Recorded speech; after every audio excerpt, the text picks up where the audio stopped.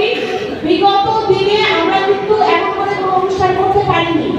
আমাদের শহীদ প্রেসিডেন্ট জিয়া রহমানের মৃত্যুবার্ষিকী করেন, আমাদের বহুমা দেশ নেত্রী বেগম খালেদা জিয়া আসবেন, তার জন্য আমরা সকলে মিলে অসীম আগ্রহে অপেক্ষা করতাম কখন ম্যাডাম আসবেন, সবার সকল এলাকা থেকে।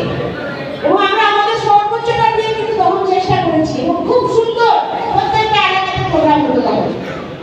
এখনকার যে সঙ্গে 30 এর প্রোগ্রামটা, এই জায়গায় শুধুমাত্র একটা অনুষ্ঠান পরিচালনা বা এটা না, এখানে একটা অনেক বড় আবেগের জায়গা আমাদের, যেখানে আমরা অভ্যুত্থান পরবর্তী সময়ে এই পরিবর্তিত বাংলাদেশে যেখানে বিপুল পরিমাণ জনসমর্থন নিয়ে বাংলাদেশ জাতীয়তাবাদী দলের সরকার আছে এবং আমাদের মাঝে আমার দেশের মহুয়া এবং খালেদা জিয়া নাই।